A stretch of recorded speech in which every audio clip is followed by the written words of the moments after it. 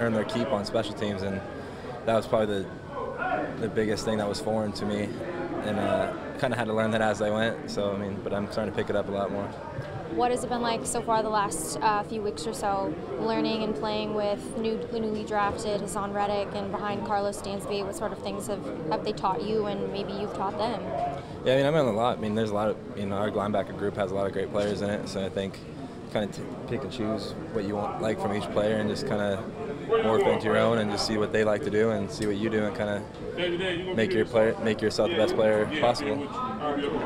You mentioned that Arizona feels homey to you, being back here, but back in December when you got the call, can you take me back to that moment when you realized, hey, I got an opportunity to come back home, and well, not home necessarily, but play back in Arizona?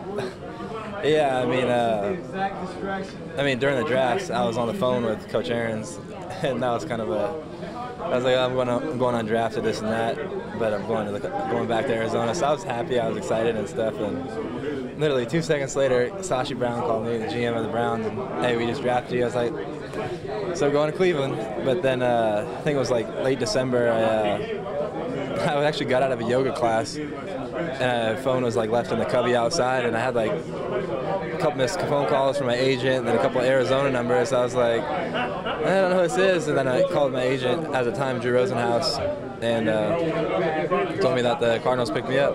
So then packed my duffel bag and I was off. It was crazy. I mean, I think I got the call like 9:30 at night, and my flight was at 5:30 in the morning. Yeah, I don't even think I went to sleep. I think I stayed up and just packed and went. So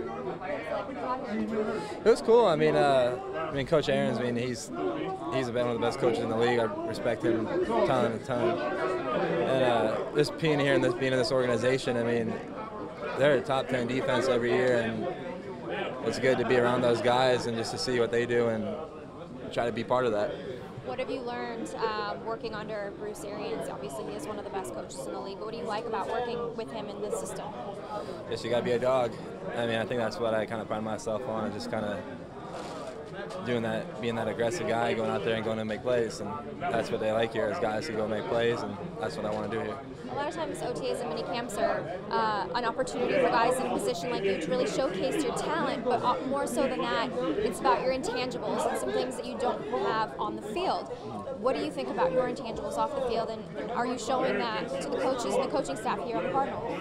I mean, I think my biggest intangible is probably my effort, my motor, just being able to play harder and longer than most guys. And I think that goes back to my conditioning and the way I train.